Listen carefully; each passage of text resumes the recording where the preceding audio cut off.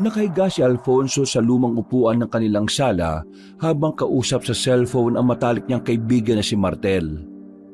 Malalim na ang gabi pero hindi siya dinadalaw ng antok dahil sa kasabikang nararamdaman. Tol, hindi mo maiisip ang nadiskubre ko. Sa Capiz, may baryong hindi na nakatala sa mapa. Ang tawag, Baryo Luntian. Dati daw, ginawang tagwan ng mga Kastila ng kanilang ginto at mga relikya. Ang swerte talaga. At hanapon ko to ng lugar na mag-isa. Huwag ka muna maingay sa iba ha. Sa iyo ko lang to ibinalita kaya magmadali na kayo nila Camila at yan James para makapunta rito. Baryo Luntian? Di ba sabi na matatanda, sa Capiz daw ang sentro ng mga aswang? Sigurado ka bang safe sa lugar na yan ha? Talagang diyan mo pa naisipan pumunta ha? Kakaiba ka talaga, tol. Naku, uunahin pa ba natin yung mga aswang-aswang na yan? Pagkakataon na natin to para magkaroon ng malaking break sa pagyaman, tol. Sa bagay. Pero sure ka ba na legit yung sinasabi mong treasure? Baka mamaya gawa-gawa lang yan ng mga taga rin sa Baryo Luntian.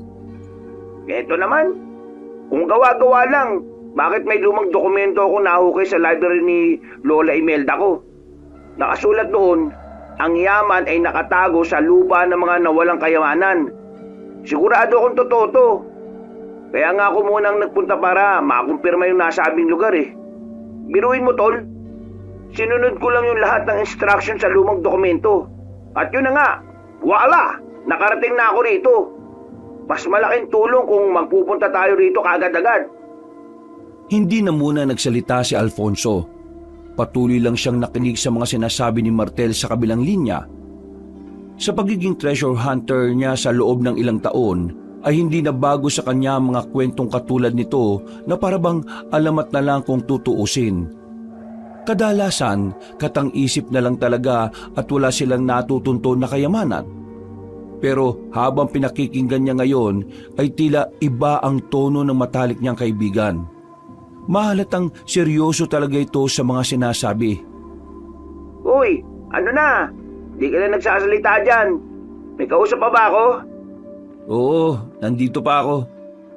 Nag-iisip lang ako kung anong gagawin Huwag mo na pag-isipan pa.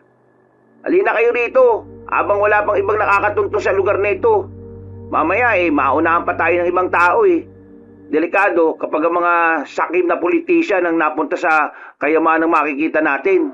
Idagdag mo pa yung mga rebelde na pakalat-kalat sa iba't ibang probinsya. Wala ka bang tiwala sa best friend mo, ha? Ito naman, nagtampo ka agad. Basta kung totoo yan, kasama mo ko. Alam mo namang hindi ako uurong sa ganitong misyon Pero teka, sigurado ka bang ligtas at walang aswang? Alam mo naman na kapag binabanggit ang Capiz yung kaagad ang kaisipan ng mga tao. Ay nako, alam mo naman ng mga tao. At saka kahit saan naman may aswang at hindi lang sa Capiz. Diyan nga sa Maynila, marami lalo na paggabi. Naninitsit pa sa'yo sa dilim, tapos aalokin ka ng 150. Sira ulo, ibang aswang naman yun Teka tol. Oh, anong problema? Bakit bigla ka nalang sumeryoso dyan? Naputol ang boses sa kabilang linya, pero may mga narinig pang boses si Alfonso na hindi niya maintindihan. Anong nangyari ron? Sinubukan niyang i-dial ulit ang numero ng best friend pero hindi na yon sumasagot. Napakibit-balikat na lang siya at ipinagsawalang bahala na lang muna ang tungkol dito. Akala niya kasi ay ayos lang ang lahat. Pero lingid sa kanya ay may nangyayari ng kakaiba sa kinaroroonan ng matalik niyang kaibigan. Kinabukasan, sinubukan muli ni Alfonso na tawagan si Martel subalit ring lang ng ring ang nasa kabilang linya. Paulit-ulit siyang tumatawag hanggang sa tuluyan na lang mag-cannot be reached na lang ang narinig niya. Ano na nangyari sa taong yun? Hindi naman siya nagpapalobat ng sipi. Parang nakakapag-alala tuloy Dahil dito, matapos siyang mag-asikaso ng sarili, ay umalis siya ng bahay at tinawagan ng girlfriend na si Camila pati ang isa pa niyang kasamahang treasure hunter na si James. Nagkita sila sa isang fast food chain at habang kumakain at nagkakape ay napag-usapan nga nila ang tungkol sa sinasabi ni Martel kagabi. Sir Fonso, ito po, sa akin lang naman Pero kung ako sa'yo huwag ka na makisangkot sa sinasabi ni Sir Martel. Biruin nyo, Kapis pa talaga yung tinutukoy niyang lugar. Pero maganda sa Kapis at wala naman ako nakikita masama. Taga roon kaya yung katrabaho ko. Ilang beses na rin ako nakapunta roon. Sumama na nga rin ng isang beses yung boyfriend ko Wala naman sigurong masama kung makikinig tayo sa sinasabi ni Martel. Ang sa akin lang naman, Ate Camila. Alam naman natin ang reputasyon ng lugar na yun pagdating sa kababalagan. Naintindihan kita. Pero si Martel na yun, di ba? Hindi naman basta-basta magkukwento ang taong yun ng walang basihan. Hindi mema yung best friend nitong boyfriend ko. Yung bang mema sabi lang? Talagang based on fact yun palagi.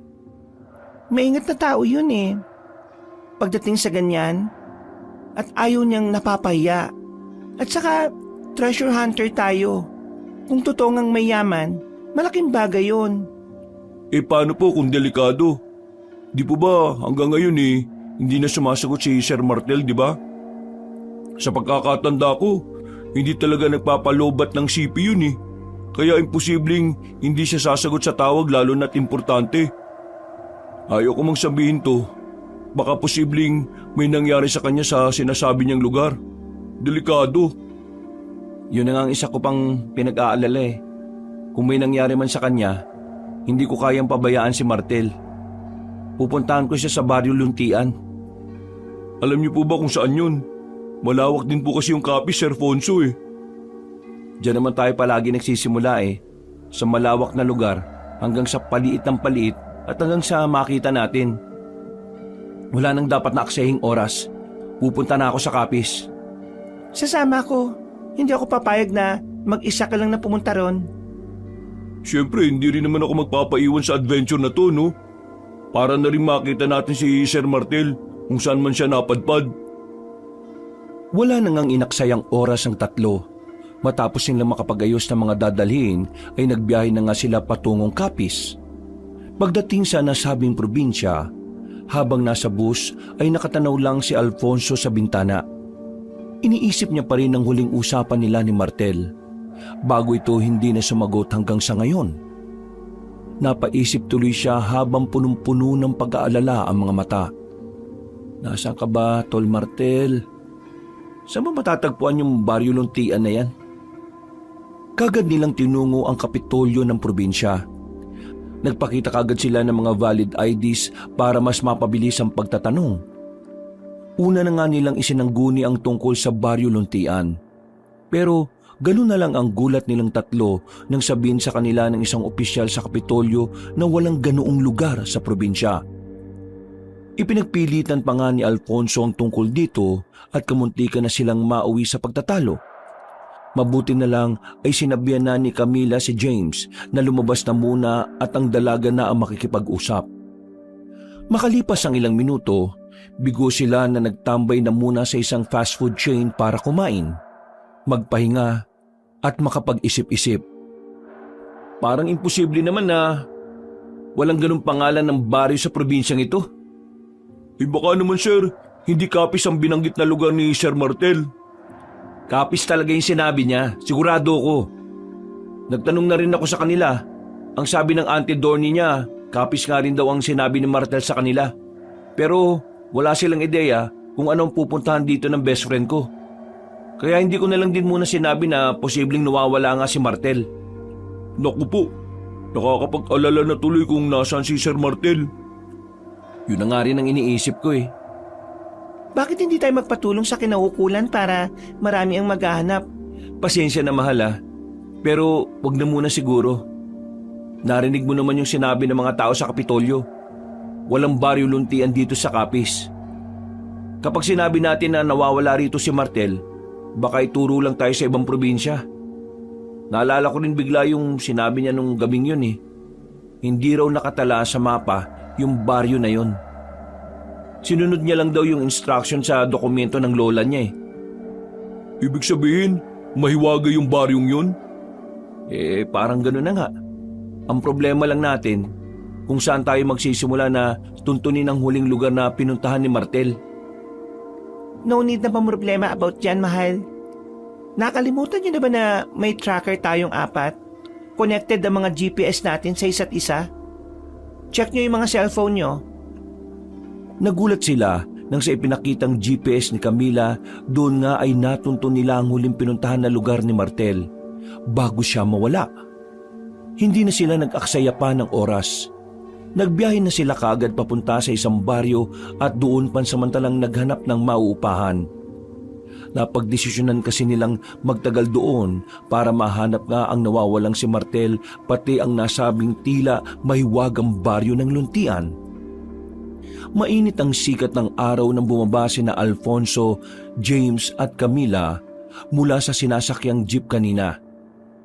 May dala silang tig-isang malaking backpack at ilang kagamitan dahil nga sa magtatagal sila sa nasabing probinsya. Sa tulong ng GPS ay natuntun nga kagad nila ang huling pinuntahan ni Martel na tila liblib na lugar na rin. Grabe, ang haba ng biyahe. Parang natagtag ako ng gusto. Yung puwet ko halos mamanid na nakakaupo eh.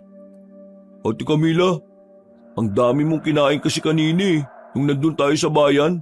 Tapos, ang dami mo palang dala ngayon. Ikaw ang may pinakamabigat na bitbit sa atin Excuse me, James. Hindi natin alam kung gaano katagal tayo dito, no? Mas mabuti na yung laging maging handa tayo, lalo na tinahanap natin si Martel. Okay. Napailing na lang si Alfonso pero napangiti rin siya kahit iniisip ang matalik na kaibigan. Ilang saglit pa ay inaya na niya ang dalawa. Naglakad sila papunta sa terminal ng tricycle dahil may kalayuan pa pala ang inuupahang bahay ni Martel bago siya mawala. Nagtanong na kagad sila sa tricycle driver at ang sabihin nila ang bakasyon ng liblib ay pinasakay kagad sila. Ilang saglit lang ay tinungo na nga nila ang nasabing lugar. Mga pasado 1:00 ng tanghali nang marating nila ang lugar. Pagkalapag ng mga gamit ay kumain muna sila ulit ng mga dalang pagkain na nabili nila sa kabayanan. Maya-maya pa, habang nagpapahinga sina James at Camila, ay lumabas muna si Alfonso para magmasid sa lugar.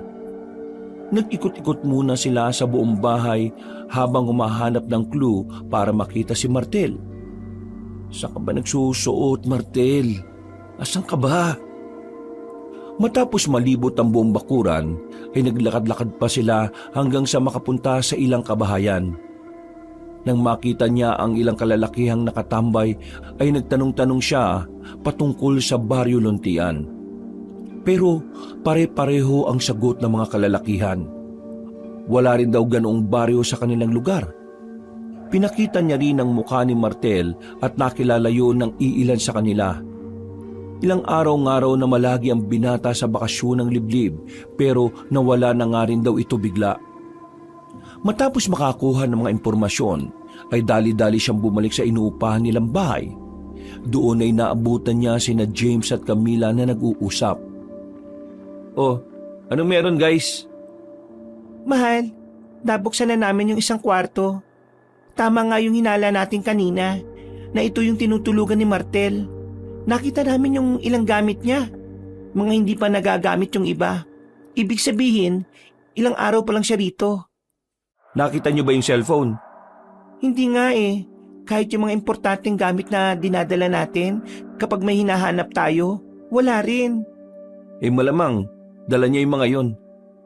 Nagtanong-tanong din ako sa labas kanina May mga taong namumukaan siya. At ang sabi nga nawala na lang daw siya bigla. Sana naman okay lang si Sir Martel. Nag-aalala ako para sa kanya. Pero hindi ko naman nararamdaman na nasa kapahamakan siya O sige na, magpahinga na muna tayo dahil medyo mainit sa labas. Mamaya mga bandang 4:00, saka tayo lumabas at maghahanap-hanap sa kakahuyan. Pati sa bundok hanggat maaari. Malakas ang kutob ko na nandun yung sinasabi niyang tagong lugar. Paano kung may salamaan kayong sinasabi niyang instruction dun sa dokumento ng Lola Imelda niya? Paano kung bigla na lang naglaho sa hamog yung lugar? Parang yung katulad sa Biringan o yung iba pang mystical place dito sa Pinas. Pasensya na James pero hindi ko rin talaga alam ang sagot sa tanong mong yan eh. Sana nga ganun yung nangyari. Kung ganun, kailangan natin ng mga paranormal expert. Seryoso ka ba dyan, James? Opo ate, malay natin, di ba? Makatulong sila na mahanap kung nasaan si Sir Martel. Napapanood ko kasi sa mga palabas na ganun ang nangyayari. Para mahanap ang kinuha ng mga engkanto o kung anuman, dumudulog sila sa mga paranormal experts. Yan, kakapanood mo ng mga kababalaghan. Mga treasure hunter tayo, no? Hindi tayo into some kind of paranormal experts na yan. Sige na, mamaya na natin pag-usapan yan. Magpahinga na muna tayo para mas makapag-isip. Huwag kang mag-alala, James. Nasa option ko rin naman yung sinasabi mo eh. But for the meantime, matulog na muna tayo. Dahil alam kong pagod din tayong lahat sa biyahe at kakaisip eh. Ganun na nga ang ginawa ng tatlo. Pagkalipas ng ilang oras, pasado 4:30 ay sabay-sabay silang lumabas para magtanong-tanong at maghanap na rin ng clue kung saan na napunta si Martel. Pero katulad ng nauna nang nangyari kay Alfonso, bigo silang makakuha ng iba pang impormasyon. Bukod sa nagsasabing may ilan ngang namumukhaan si Martel, pero walang nakapagsasabi kung nasaan talaga siya huling nakita at bukod dito ay nabigurin silang matunton ang nasabing Baryo Luntian. Dumaan na lang sila sa talipapa at bumili ng makakain para sa hapunan bago bumalik sa bakasyon ng liblib. Habang nagluluto si Camila, nag-usap na muna sila patungkol sa mga dapat gawin. Kung walang nakakaalam ng Baryo Luntian, ano natin hahanapin si Sir Martel? Bukod sa lugar na to wala na po tayong basehan kung saan siya makikita eh. Malaking tulong naman na nalaman natin kung nasaan siya huling natagpuan. Kilala ko si Martel. Siguradong mag-iiwan yun ng mga palatandaan. O kung hindi naman, hindi yun lalayo rito. Ano po yung gagawin natin? Hindi tayo susuko. Kahit anong mangyari, kailangan natin makita si Martel at maisama pabalik sa atin. At kung sakali mang nahanap na niya yung lugar kung saan nandun yung sinasabi niya kayamanan, mas maganda, hindi ba? Sana nga po. At ayos lang talaga si Sir Martel. Sa ganito mga panahon, importante na maging optimistic tayo. Walang dapat po ang pagiging negatibo dahil hindi ito makakatulong sa atin. Napakibit balikat na lang si James at kasunod nito ay humingi na rin ng tulong si Camila para madaling matapos ang niluluto niyang sinampalukang manok. Samantala, nagmasid-masid naman ulit si Alfonso sa kwartong tinulugan ni Martel. Naghanap pa na ulit siya ng clue hanggang sa makita ang isang lumang notebook. Aba, journal to ni Martel Bakit niya iniwan dito? Lagi niya itong dinadala kapag lumalabas siya. Ay nako, ano kayang nangyari rito? Posible kayang may nanloob sa kanya at nakidnap siya? Binuklat niya ang nasabing journal at pagdating sa kalagitnaan ay nakita niya ang huling sulat doon ni Martel. Ilang araw bago ito mawala, binasa ito ng malumanay ni Alfonso habang nakaupo sa kama. Nararamdaman ko ng makikita ko ang nawawalang Baryo Luntian. Noong nakaraang araw, inumpisan ko ang paggawa ng mga instruction sa lumang dokumento ni Lola Imelda. Success ang una kong ginawa. Kailangan ko na lang sundin ang 4 pang natitira. Parang palagay ko, para siyang hugis bituin kung susumain. Parang susi ito papasok sa Baryo Luntian. Totoo pala talaga. Ang buong akala ko gawa-gawa lang to. Pero totoo talaga. Hindi ko alam kung paano naitago ang baryo. Kung anong klaseng salamangka o magic ang ginamit nila. Wala akong idea. Pero totoo talaga. Kaya hindi malayong totoong-totoo rin ang kayamanan na tinatago ng mga Kastila noon sa nasabing baryo. Kapag nakapasok na ako, saka ko sasabihin sa best friend ko ang tungkol dito. Hanggang dito na lamang muna. Napabuntong hininga si Alfonso dahil wala nang kasunod ang sinulat ng matalik niyang kaibigan. Kaya pala, hindi alam ng mga taong tungkol sa Baryo Luntian. Talagang nakatago pala yung Baryo Luntian na yun. Posibleng nandun na si Martel. Pero, paano namin matutuntun yung baryong yun kung hindi namin alam ang daan? Natigilan na siya matapos makarinig ng tila mga yabag sa labas ng bahay. Tumayo siya at sumilip sa labas pero wala naman siyang nakitang tao roon. Ihip lang ng hangin ang narinig niya kaya hinawi na lang niya ang kurtina paloob at lumabas na ng kwarto si Martel. Nang nasa kusina na, habang naghahapunan ay dinidiscuss niya sa mga kasama ang tungkol sa nabasa sa journal ng matalik niyang kaibigan. Nagulat sina James at Camila matapos kang marinig ang tungkol sa nawawalang baryo ng Luntian. Paano natin siya makikita, Sir Fonso? Kung di naman natin alam yung instruction para makapunta sa Baryo Luntian.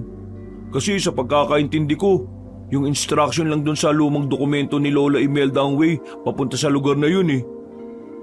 Yun na nga nagpapasakit ng ulo ko eh. Paano po kung trap na siya sa lugar na yun at di na niya alam ang daan pabalik? Wag mo nang pasakitin palalo ulo ko, James. Nagsasabi lang naman po ako ng mga posibilidad na pangyayari, sir. Palagay ko naman, kung meron instruction si Lola Imelda papunta sa Baryo Luntian, malamang meron din yung instruction kung paano makakalabas ng lugar na yun. Bakit po hindi pa rin nagpapakita si Sir Martel? Ilang araw na po siyang nawawala ah. Posible kayang may nangyari na talaga sa kanyang masama? O pwede rin namang inaalam niya pa yung instruction kung paano makakabalik dito sa atin. Sa tingin ko, mahal, yung suggestion ni James na manghingi tayo ng tulong sa mga paranormal expert, gawin na natin. Wag na muna. Ayaw ko makaagaw din tayo ng atensyon sa ibang tao. Sa ngayon, tayo-tayo na lang muna ang gumawa ng paraan para kapag wala na talagang pagpipilian, hahanap na tayo ng makakatulong sa atin. Basta, isikreto na lang muna natin ang tungkol dito. Delikado rin kasi kung sakali mang totoong may tagong yaman sa nasabing baryo na yun eh. Naunawaan naman ni na James at Camila ang naisiparating ni Alfonso. Kaya sinunod nila ang nais nun. Nang lumalim na ang gabi, nakaupo si Alfonso sa veranda ng kanilang inuupahan. Tinititigan niya ang kagubatan habang nakikinig sa ingay ng mga kuliglig.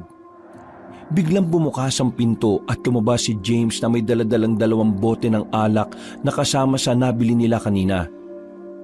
Sabi ko na eh, hindi ka pa natutulog eh. Sir, ito po, 1 bote muna. Hindi ka talaga nawawala ng alak eh, no? Kailangan natin to, sir eh, para pampaimbing ng tulog. Sa bagay, tama ka. Hindi rin talaga ako pinatutulog ng pag-iisip ko kay Martel eh. Ayaw ko mang isipin yung mga sinasabi mo kanina na baka may nangyaring hindi maganda sa kanya. Pero hindi rin naman may sasantabi yun. Sana lang talaga ayos siya. Sabi niyo nga po, sir, di ba? Maging optimistic lang tayo. Stay positive, di ba? Natigilan na si James sa pagsasalita dahil nakarinig sila ng kaluskos malapit sa kanilang pwesto. Pagtingin nilang dalawa sa halamanan sa kanan ay nakita nilang may kung anong gumagalaw doon. Dali-daling binuksan ni James ang flashlight ng kanyang cellphone at itinapat doon ng ilaw. Tila gumagapang ang kaluskos kaya sinundan nila yun ng tingin habang sumusunod din ang flashlight dito. Nagkatinginan pa sila ng sabay. Kinukutuban. Dali-daling kinuha ni Alfonso ang lisensyado niyang baril na nakatago lang sa likod niya. Tumayo sila pareho at naglakad pababa sa veranda. Sino yan? Lumabas ka dyan! May baril ako rito! Papuputokan kita kapag hindi ka lumantad! Tila natakot kung sino mang nagtatago sa halamanan. Lalong lumakas ang kaluskos hanggang sa lumayo na yon. Sinubukan nilang habulin pero mula sa hindi kalayuan ay nakarinig na sila ng nakakakilabot na alulong ng aso. Sabay silang napahinto at napatingin sa nilalang na hahabulin sana nila. Nakita nila ang itsura ng isang matandang babae pero nakalayo na yon. Hahabulin pa nga sana ni James pero pinigilan na siya ni Alfonso. Bakit niyo ako pinipigilan?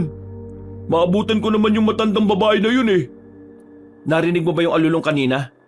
Opo. Alam mo naman ang kasabihan patungkol sa pag-alulong ng mga aso, di ba? Opo sir, pero totoo ba yun? Sa mga ganitong klase ng probinsya, mas mainam nang pakinggan natin ang mga ganoong pamahiin.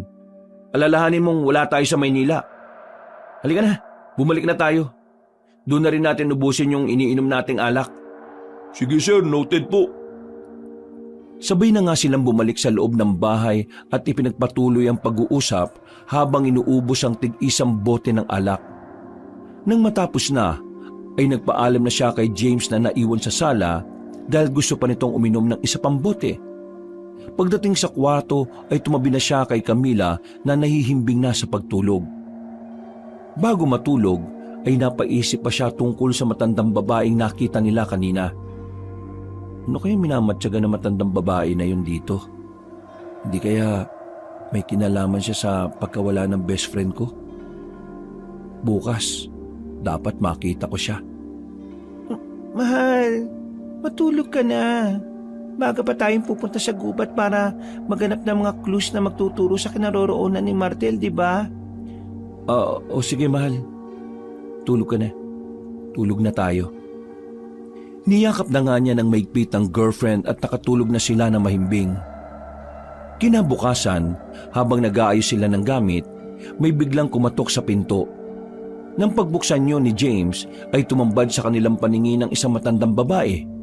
May kulay abo na itong buhok at nakasuot ng lumang saya at may lumang kahoy na hawak bilang tungkod. Nagkatinginan sina Alfonso at James dahil namumukhaan nila ang nasabing estranghera. Si Camila naman ay tila nagtataka dahil wala siyang kamalayan sa mga nangyayari. Ikaw yung kagabi ah. Ano pong ginagawa niyo dito? Bakit niyo po kami minamatyagan kagabi? Pasensya na sa pagmamatsyag ko kagabi. Kaya nga ako naparito para magpaliwanag sa inyo. Nagulat lang din kasi ako nang marinig ko doon sa mga kabahayan na may tao na ulit dito sa bakasyon ng liblib. At kung hindi ako nagkakamali, hinahanap niyo ang dating umuupa rito, hindi ba? Kilala niyo po si Martel? Siya nga. Martel nga ang pangalan niya. At nagpunta siya sa Baryo Luntian na hinahanap niyo rin ngayon. Tama ba ko? Alam niyo rin po yun, Lola? Ang tungkol sa Baryo Luntian? Corazon ang pangalan ko. At oo, alam ko ang tungkol sa lugar na yon, kung saan nagpunta ang kaibigan ninyo. Dahil sa sinabing yon ng estrangherang matanda, ay nakatinginan sina Alfonso, James at Camila. Dahil sa wakas, may isang tao na rin na nakakaalam ng baryong nawawala. Sabay-sabay silang naglapag muna ng mga gamit at pinatuloy sa loob si Manang Corazon. Nagtimpla na rin muna kaagad si Camila ng tsaa para sa matandang babae. Seryoso namang naupo sina Alfonso at James para pakinggan ang mga ilalahad ng tila misteryosang ginang. Ako po pala si Alfonso, ito naman si James, at yung babaeng kasama namin ni girlfriend ko, si Camila. Mawalang galang na po, Manang Corazon. Gusto ko lang din po munang humingi ng paumanhin sa mga nasabi ko sa inyo kagabi ah. Alam niyo naman po, nag-iingat lang kami. Naintindihan ko naman yon, iho. Kahit sino naman siguro ay ganun ang gagawin. Hihingi lang din ako ulit ng tawad patungkol sa kagabi. Pasensya na po sa agaran kong tanong ah. Nag-aalala na rin po kasi kami sa best friend kong si Martel eh. Pwede niyo po bang ituro sa amin kung paano makakapunta dun sa nawawalang baryo ng Luntian? Oo. Ako ang natitirang tagapag-ingat ng lihim ng baryo. Matutulungan ko kayo pero bago yon ay nais kong itanong. Handa ba kayong harapin ang kapalit? Ano naman po yung kapalit? Baka naman po binubudol niyo lang kami ah. Uunahan ko na po kayo. Mukha lang po kaming mayayaman pero hindi pa kami mapepera. Salamat, iho. Pero hindi naman ako nangangailangan ng pera. Sa Baryo Luntian, nagkalat lang ang ginto, pero hindi ito pinapansin ng mga taga doon. Dahil hindi naman lahat ng yaman ay ginto. Nagkatinginan sina Alfonso at James habang si Camila ay kadarating lang at takang-taka habang iniaabot sa matandang babae ang tsaa. Dahil kasi sa sinabi ni Manang Corazon ay nakumpirma nila na maraming natatagong yaman ng Baryo Luntian. Kitang-kita ang mga ngiti sa mga mata nila, lalo na kay James na halos magningning na kaagad ng mga mata sa pag-iisip ng ginto. O pwede niyo po ba kaming dalhin sa Baryo Luntian? Kung nasaan ang kaibigan kong si Martel? Kung tutulungan niyo po kami, pangako po na babayaran po namin kayo sa abot ng aming makakaya. Katulad nga ng sinabi ko kanina, tutulungan ko kayo. Pero meron itong kapalit. Huwag kayong mag-alala dahil hindi ko kailangan ng pera o kahit na anong meron kayo. Kung ganun po ano pong kailangan nyo? Kailangan ko ng kaunting sariwa ng dugo ninyong tatlo. Po?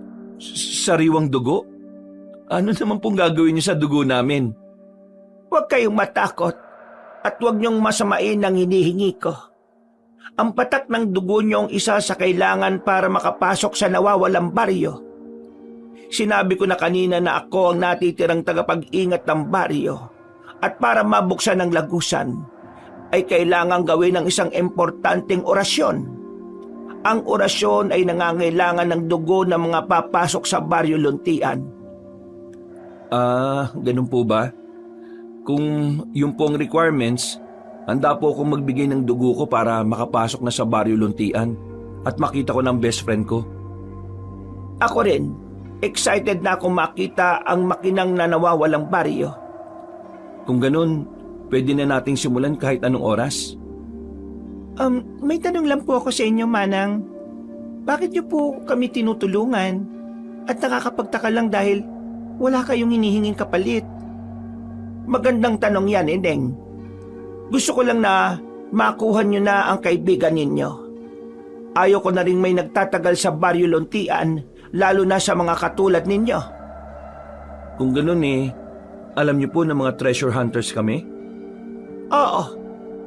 Marami-rami na rin ang mga katulad niyong naganap sa Baryo Luntian pero kayo lang ang pinahintulutan ko.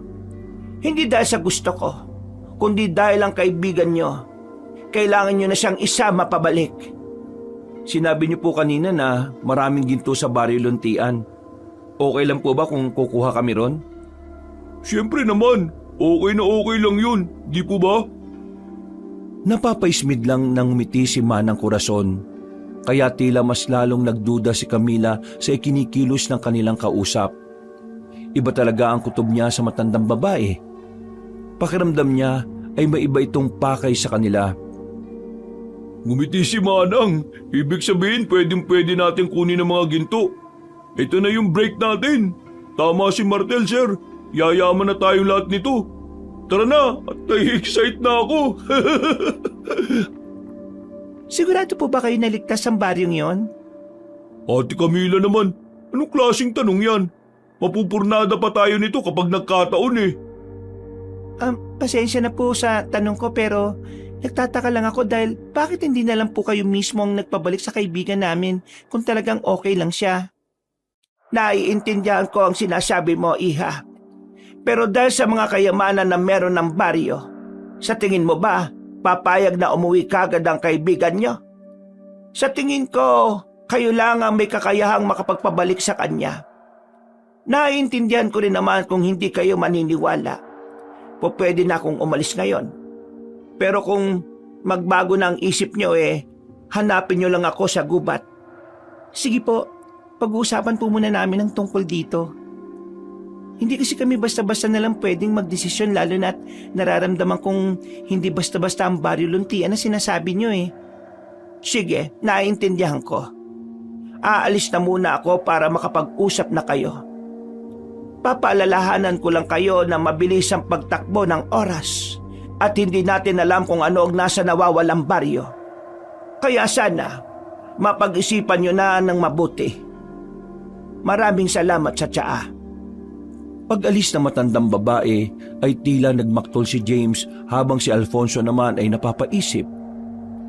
May punto rin naman kasi ang girlfriend niya kahit gustong-gusto na niya talagang mapuntahan ng Baryo Luntian.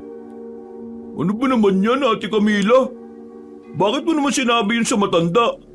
Paano na lang kung magbago ang isip niya na hindi tayo tulungan? E di matatrap na ng tuluyan si Sir Martel sa Baryo Luntian. Huwag kang umasa na parang concern ka talaga kay Martel ah. Kitang-kita ko sa mga mata mo na parang kumikinang naging tulang ang habol mo. Kaya nga po tayo naging treasure hunters, di ba? Para saan pat hindi tayo makaka-interes sa ginto? Yung palay na po mismo lumalapit sa atin eh oh. Inaayawan niyo pa? Hindi sa inaayawan ko. Hindi ko lang makita yung sense ng pagtulong niya na walang kapalit. Siguradong may ibang plano yung matandang yun eh. Nararamdaman kong hindi yun maganda. Eh paano po pala ate kung mali yung pakiramdam niyo na yan? Eh di ano na mangyayari kay Sir Martel doon sa baryo? Hahayaan na lang ba natin siya? Wala naman akong sinabing hahayaan na lang natin siya eh. Kaya nga tayo nag-uusap-usap ngayon. Eh Sir Fonso, ano na po plano niyo? Ginto na yun oh. Baka kapag nagbago pa yung isip ng matandang estranghera na nagkakawang gawa eh, baka maging bato pa yung ginto. At hindi na natin makita si Sir Martel. Tama na. Bigyan niyo muna ako ng katahimikan. Kahit saglit lang, para makapag-isip-isip naman ako. Kumalma lang din muna kayo ha, kayong dalawa. At huwag kayong magtalo, okay? Eh sir, huwag na natin patagalin ang pag-iisip. Narinig naman natin yung sinabi ni Manang Corazon na tumatakbo ang oras. Baka habang tayo nag-iisip dito, kung ano-ano na palang nangyayaring hindi maganda doon kay Sir Martel. Yun naman pala eh. Kung may nangyayari ng hindi maganda kay Martel, bakit pa natin nilalagay sa panganib ang mga sarili natin? Parang tayo na mismo ang tumatalon sa bitag kung ganun eh. Pag-isipan mo itong mabuti, mahal ah. Alam kong nakasalalay ang buhay ni Martel, pero paano mga buhay natin? Pare-pareho tayong malalagay sa alanganin kung magkataon. Huwag tayong maaakit sa ginto ah. Ate naman, ginto na yun eh. Ano ba naman tong si Ate Camila? Problema mo, James. Lumalabas ang tunay mong kulay dahil dyan sa kayamanan ah. Sinabi ng tama na eh. Manimik na nga kayo, pwede. Imbis na nakakaisip na tayo ng paraan, mas inuunan nyo pa yung pagtatalo. Mga makasarili kayo. Dahil dito ay kinalbog ni Alfonso ang lamisita at saka nagtuloy-tuloy sa kanyang kwarto at nagkulong. Naiwan na lang sa sala sina James at Camila na tila natauhan din dahil sa sinabing yun ng kanilang leader. At mula sa hindi kalayuan, lingid sa kanilang lahat ay nakatingin lang pala si Manang Corazon na tila natutuwa sa kanilang pagtatalo-talo. Para bang alam na ng matandang babae kung paano paiikutin ang bawat isa sa kanila.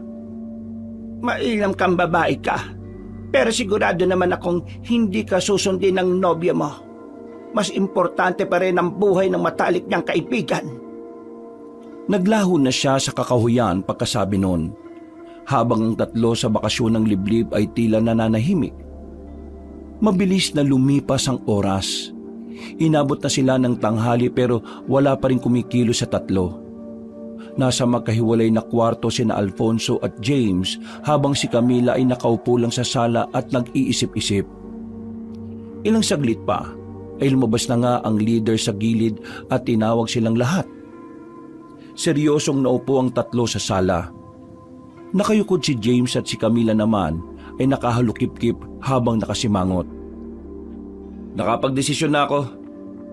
Ako na lang ang pupunta sa Baryo Luntian. Ha? Anong ikaw lang?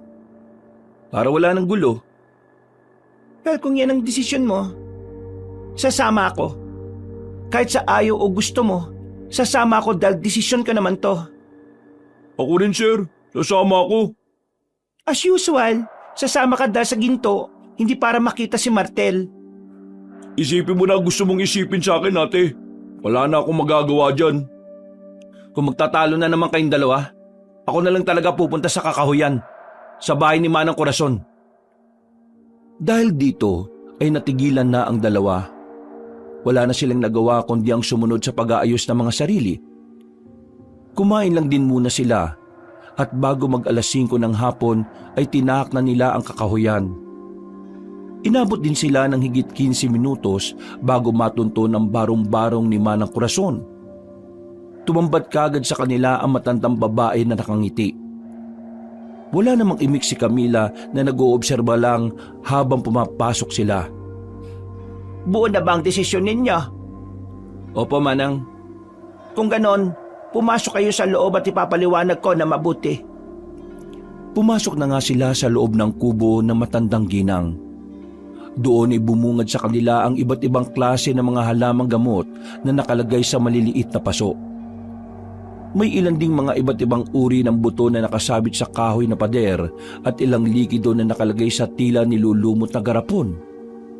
Mas lalo tuloy na ginala si Camila kay Manang Corazon kaya napakapit siya sa boyfriend at napabulong. Mahal, hindi talaga maganda ang kutob ko sa matandang yan. Minahon ka lang, mahal. Ipaubaya mo na muna sa akin to, please. Napabuntong hininga na lang si Camila bago sila maupong tatlo. Ilang saglit pa ay ipinaliwanag na nga ni Manang Corazon ang mga gagawin nila. Bukod sa pag-aalay ng kaunting dugo, ay kailangan pa nila maghintay na mag-alas 10 ng gabi. Ayon kasi sa matandang babae, ay ito raw ang tamang oras para isagawa ang ritual. Dahil tuloy doon, ay nagtagal pa sila sa barong-barong at marami silang nalaman na katauhan ni Manang Corazon. Bukod nga sa siya ang natitirang tagapagbantay sa lagusan ng nawawalang baryo, ayon pa sa kanya ay galing sila sa lahi ng mga babaylan.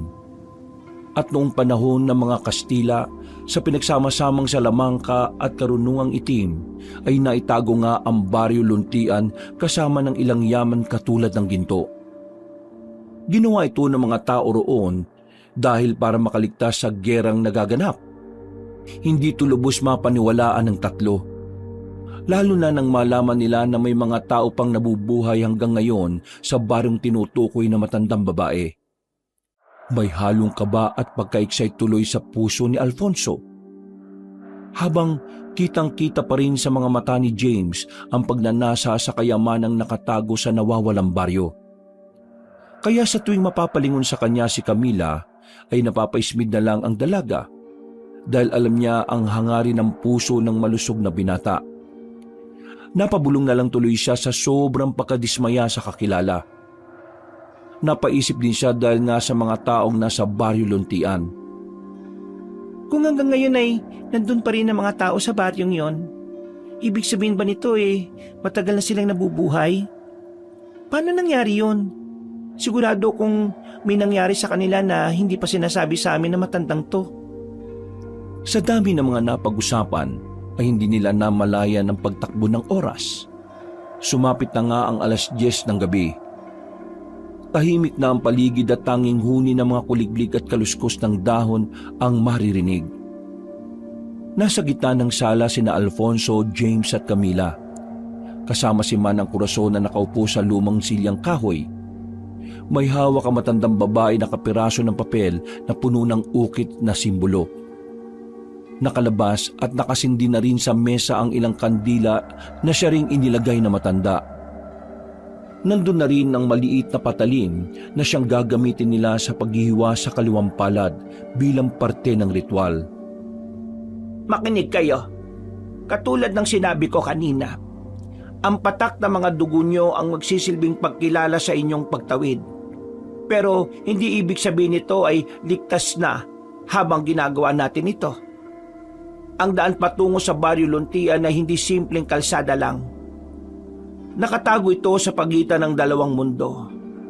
Ang mundo ng mga buhay at ang mundo ng mga nilimot. Ang makakatawid lamang ay yaong makikinig at susunod sa orasyon na gagawin natin. Kapag naligalig kayo sa mga espiritu o demonyong nasa pagitan ng daan, hindi ko na kayo sagutin. Katulad ng sinabi ko kanina, ituon nyo lang ang sarili sa pagtawid sa lagusan kapag nakabukas na ang daan. Mahal, sigurado ka na ba talaga rito? Pwede pa tayong umatras. Iba talaga ang kutob ko Pasensya na, mahal, pero hindi kita mapagbibigyan ngayon. Alam mo naman kung gaano ka-importante sa akin si Martel. Hindi ko lang siya basta best friend. Kapatid at kapamilya ko na siya. Alam mo naman ang naging sitwasyon ko noon, di ba? Na sila lang ang kumupkup sa akin. Kaya sana maintindihan mo ko, mahal. Naintindihan ko naman yun eh. Pero nag-aalala lang talaga ako, mahal. Humawa ka lang ng maigpit sa kamay ko, mahal. Sabay-sabay tayong papasok. Hindi kita iiwan, promise. Ihandaan niyo na ang inyong mga sarili. Kapag sinimulan ko na ang orasyon, sigurado kong may mga lilitaw na hindi niyo maiintindihan. Huwag kayong lalapit. Huwag kayong bibikas ng kahit na anong salita maliban sa mga ituturo ko. Kapag may isa sa inyong pumalya, siguradong tatangayin kayo ng mga elemento sa pagitan ng lagusan at hindi na kayo makakabalik pa. Dahil sa sinabing yon ni Manang Corazon, ay lalong kumabog ang dibdib ni Camila. Pakiramdam niya sa bawat salita ng matandang babae ay may bigat na parang bumabalot sa kanilang tatlo. Nang masiguro na handa na ang lahat, ay inilabas na ng babaylan ng 4 na kandilang itim at sinindihan. Iniligay niya ito sa 4 na sulok ng lamisita kasamang iba pang mga kandilang naroon na. Umaningaw-ngaw ang himig ng malamig na hangin kahit nakasara ang mga bintana. Damang-daman nila ang kakaibang enerhiya na may dalang kabigatan. Lalong napahigpit ang kapit ng kamay ni Camila sa kanyang boyfriend. Si James naman ay tila nanginginig pa rin ang mga mata dahil sa pagka-excite na makita ang kayamanan sa Baryo Luntian. Nagsimula ng kumumpas sa hangin si Manang Corazon. Pagkalaon ay mas lalong tumindi ang lamig sa kapaligiran. Sinimulan na niya ang pagbibigkas ng orasyon. Mga kakaibang salita na siya lang ang nakakaunawa. Dahil dito ay tila mas tumindi ang bigat ng kapaligiran. Damang-daman nila ang mga yon na parang sila'y hinahatak na matinding gravity pababa. Napaikpit lalo ang paghahawak kamay ni na Alfonso at Camille dahil patindi ng patindi ang kakaibang enerhiyang bumabalot sa paligid. Nagpatuloy pa sa pagbibigkas ng orasyon si Manang Corazon hanggang 12 ulit. Pagkatapos siyang magsalita ay tila nilamo na matinding katahimikan ng paligid. Para bang dumilim kahit pa may kandilang nakasindi. Sa ngalan ng mga anino na gabay ng lagusan, sa ngalan ng ilaw na siyang nagbibigay tanglaw sa daan, pakinggan ang aking hiling. Tanggapin ang mga patak ng dugo bilang sakripisyo na makikita ang aming tinatahak. Humudyat si Manang Corazon sa 3, kaya isa-isa nilang kinuha ang patalim at magkakasunod na naghiwa ng palad. Nang dumugo ay isinali nila ito sa mangkok na nasa gitna ng lamisita. Nang matapon na ay saka sila bumalik sa paghahawak ng mga kamay. Nagpatuloy naman ang matandang babae sa pag-uorasyon. Muling tumindi ang lamig ng kapaligiran dahil dito hanggang sa muli na namang mabalot ng katahimikan ng paligid. Kitang-kita nila kung paanong kumulo ang mga dugo nila na nasa mangkok. Ito naman ang nagsilbing hudyat para kay Manang Corazon. Muli sa ngalan ng mga anino na gabay ng lagusan, sa ngalan ng ilaw na siyang nagbibigay tanglaw sa daan, pakinggan ang aking hiling. Buksan ang lagusan patungo sa badong hindi nakatala sa mapa. Paintulutang makapasok ang may sakripisyong dugo sa Baryo Luntian. Habang sinasabi niya ang mga kataga, napansin ni na Alfonso na ang mga kandila ay nagbabago ng kulay. Mula dilaw, naging berde at kalaunan ay naging itim. Mahal, Fonso, nakikita mo ba yon? Ang apoy? Oo, mahal. Pero huwag ka muna magsalita. Sabi ni Manang, di ba? Sundin na muna natin siya. Habang tumatango ang dalagang takot na takot, ay nagpatuloy naman si Manang Corazon sa orasyon. Habang bumibigkas siya ng mga kataga, ay unti-unting lumitaw ang mga aninong parang usok mula sa sahig. Gumalaw ang mga yon na parang may sariling buhay at tila bumabalot sa paligid nila. Diyos ko, ano to? Hindi na to normal, mahal. Kumapit ka lang na mabuti sa akin, mahal, at sundin natin ang mga sasabihin ni Manang Corazon. Tumingin lang kayong lahat sa kandila. At katulad ng sinabi ko kanina, huwag niyong pansinin ang mga aninong nagsusulputan. Huwag niyong pakikinggan ang anumang sinasabi nila. Sa gitna ng takot, Pinilit ni na Alfonso, James at Camila na mag-focus. Nakikita nila ang mga anino na tila nagsusulputan ng mga mukha na may mga matang walang puti at mga bibig na puno ng ngipin. Unti-unti na rin nilang naririnig ang mga kung ano-anong hinaing na mga ito, pero katulad ng bili na matandang babaylan ay hindi nila ito pinansin. Hanggang sa biglang may narinig silang malakas na ugong mula sa labas ng bahay. Umuga ang dingding dahil parang may malaking nilalang na tila nagpupumilit na pumapasok. Mahal, Fonso, may kumakalabog sa labas. Natatakot na talaga ako. Itigil na natin to. Wag! Makinig kayo mabuti! Wag na wag kayong titigil kahit na ano mangyari. Isa na lang ang bersikulo at makakatawid na kayo sa Baryo Luntian.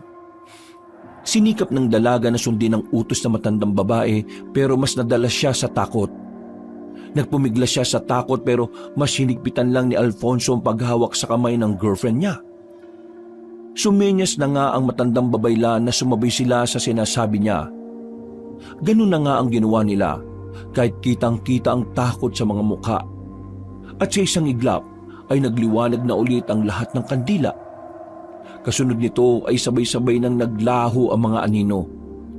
Tila nasilaw silang lahat, kaya sabay-sabay din silang napapikit at pagmulat nila ay wala na sila sa inuupahang bahay.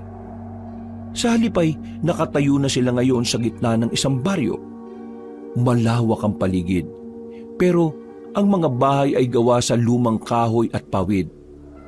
Ang mga tao ay tila mga estatwa lang na nakatitig sa kanila. Walang imik, titig na titig lang. Nasaan na po tayo, Manang? Nandito na tayo sa Baryo Luntian. Totoo ba to? Oo, makakasama niyo na ang taong hinahanap ninyo. Nasaan po si Martel? Hindi na ako ang makakasagot niyan, kundi sila. Napatingin sina Alfonso, James at Camila sa mga taong parang mga estatwa na nakatitig sa kanila. Dahil din dito ay nakaramdam sila na matinding pagkailang. Kakaiba kasi ang tingin ng mga taong yon na parabang sinusuri ang buo nilang pagkatao pati ang kaluluwa. Balak na sana magtanong ni Alfonso pero tila tumalim ang tingin ng mga taong nasa harapan nila. Kitang-kita pa nga ni Camila kung paanong parang mamula ang ilan sa mga matang yon. Dahil dito ay muli siyang bumaling kay Manang Corazon. Subalit ganun na lang ang gulat nila dahil nawala na lang na parang bula ang matandang babae. Nasaan na si Manang Corazon? Hindi ko napansin, sir eh. Ikaw, mahal, napansin mo ba kung saan nagpunta si Manang Corazon? Hindi rin, mahal. Saan na nagpunta yun? Natigilan na sila dahil ang mga taong tila estatwang may masasamang titig ay nagsimula ng magsikilos. Napansin nila na tila namumula na ang mga mata ng ilan sa mga ito. Nagkatinginan silang tatlo nang maunawaan na tila hindi ligtas kung mananatili sila roon. Doon lang din napagtanto ni Alfonso na tila tama nga ang kanyang girlfriend na may kakaiba sa Baryo Luntian. Mabilis na gumana ang kanyang instinct. Hinatak niya sina James at Camila at tumakbo sila sa kakahuyang nasa likod. Nang masigurong ligtas na sila, ay naupo silang tatlo sa puno at nagtago. Hingal na hingal at kitang-kita ang takot sa kanilang mga mata. Sinasabi ko na nga ba hindi ligtas ang lugar na ito. Bakit ba kasi tayo nagtiwala sa matandang babaeng yun? Iniwan niya tayo sa kawalan. Paano ba tayo makakauwi nito? Ate Camila, isipin na lang natin na maganda pa rin ang nangyari dahil dinala tayo ni Manang Corazon sa lugar kung saan maraming kayamanan. Narinig mo ba ang sarili mo ngayon, ha, James? Ganyan ka na ba talaga kasakim sa kayamanan? Talagang naiisip mo pa rin ang ginto? Hindi mo naiisip kung paano tayo makakauwi ng buhay. Kahit makuha mo yung mga sinasabi mong ginto, kung mamamatay tayo dito, wala ring silbi. Huwag na nga muna kayo magtalo at magingay. Baka marinig tayo ng mga taong humahabol sa atin eh. Hindi naman tayo sigurado, sir, na hinahabol nila tayo eh. Kahit sino naman siguro makakita ng dayuhan sa kanilang lugar, magugulat din at magagalit. Hindi lang siguro tayo nagkaintindihan. Kaya makipag-usap lang tayo na maayos sa kanila. Nabulag ka na talaga na kasakiman mo sa yaman, James. Ano ba nangyayari sa'yo? Hindi naman ako sana bubulag, Ate Camila. Ito naman talaga ang isa sa pinunta natin dito, di ba? Hindi lang naman para hanapin si Sir Martel. Hindi na natapos ni James ang pagsasalita dahil mula sa hindi kalayuan ay tila ba umuyog ang isang puno. Sabay-sabay silang napatingin dito simula sa ugat hanggang pataas. At ganun na lang ang gulat nilang tatlo nang biglang nagkaroon ng mga mata ang nasabing puno, pati bibig na naglalaway at may matutulis na mga ngipin. Doon nila napagtanto na hindi ito isang puno, kundi isang malahalimaw na nilalang. Dahil dito ay napasigaw si Camila sa takot. Tumalo ng halimaw na nagpapanggap na puno dahil ang balat nito ay parang ang ganon. Napatras naman silang tatlo pero nadapa si Camila kaya siya natalsikan ng maladagta nitong laway sa kaliwang hita. Pagtayo ay bigla na lang siyang nakaramdam ng pagkamanhid hanggang sa mahirapan na siyang gumalaw.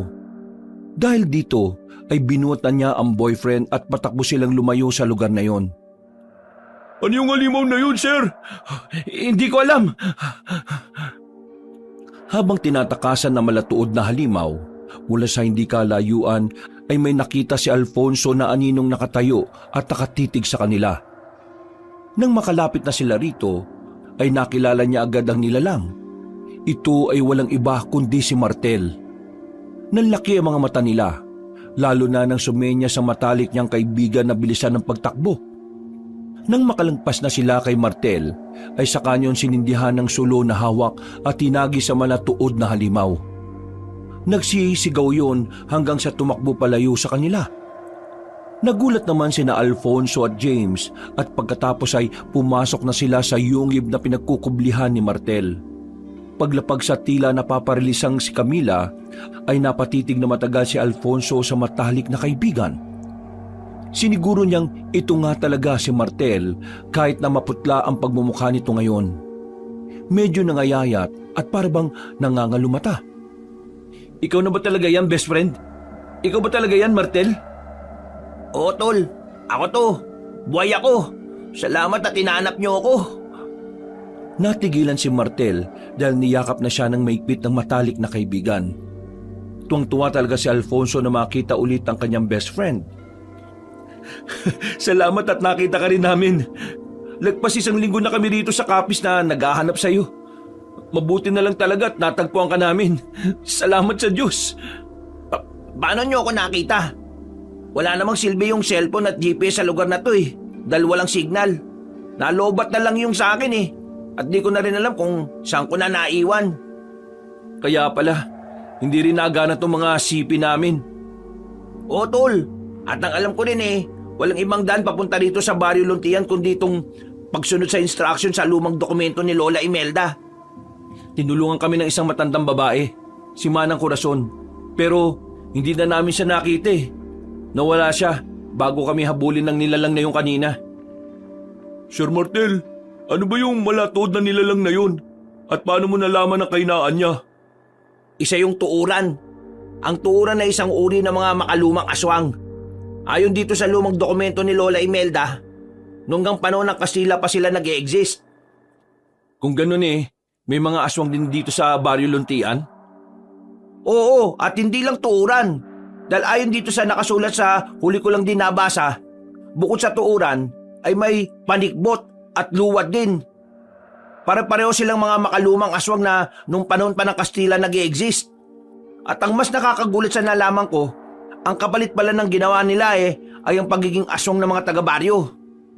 Kung ganun eh, lahat na nandito sa Barrio Luntian mga aswang na? Oo, ang mga taga dito ay hindi na mga ordinaryong tao.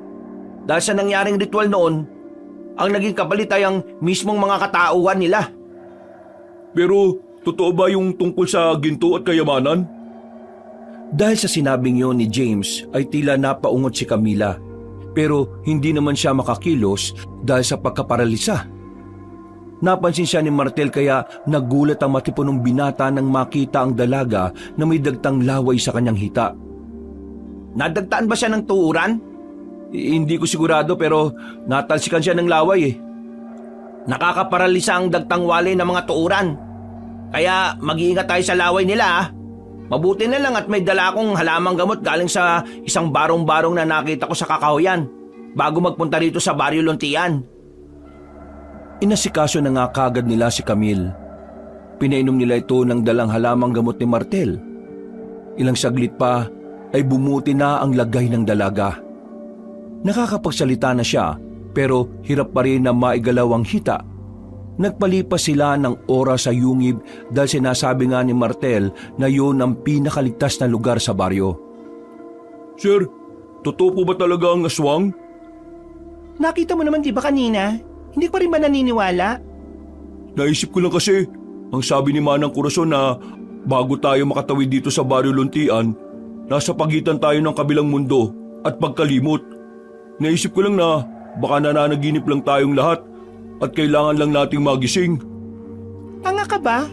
Sa tingin mo panaginip lang tong nangyari sa akin? At kung panaginip lang to, hindi mo madadala yung ginto at kayamanang ginugusto mo makuha. Ate naman, huwag ka na magalit sa akin. May punto rin naman ako, di ba? Nandito rin naman na tayo. Bakit hindi pa natin kunin yung mga kayamanan na nandito bago tayo makaalis? Sir Martel, sigurado akong nakita mo na kung nasaan yung kayamanan sa baryong to. Sabi kasi ni Manang Corazon, nagkalat lang daw sa mga kabahayan dito yung kayamanan eh. Sakim ka talaga no, James? Sa tingin mo ba makukuha natin yon sa mga taga-baryo na asong na ngayon? Nag-iisip ka pa ba? O puro ginto at kayamanan na lang ang nasa utak mo? Martel, kung nakapunta ka sa lugar na ito, dahil sa pagsunod mo sa instruction sa dokumento ni Lola, sigurado naman na may instruction din dyan para makabalik tayo. Oo, pero pasensya na Camille dahil hindi ganun kadali eh. Nung pumasok ako dito, kinailangan ko magsakripisyo ng isang buhay na hayop, pati ng patak ng dugo ko. Huli ko na lang din nabasa yung tungkol sa kung paano makakalabas dito sa Baryo Luntian eh. Kung hayop lang naman ang kailangan, kukuha lang tayo sa gubat o dun sa baryo.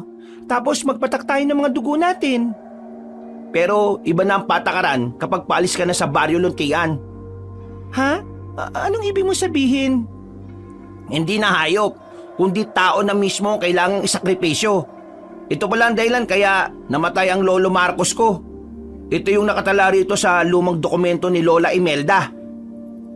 Nagulat ang lahat sa kanilang narinig.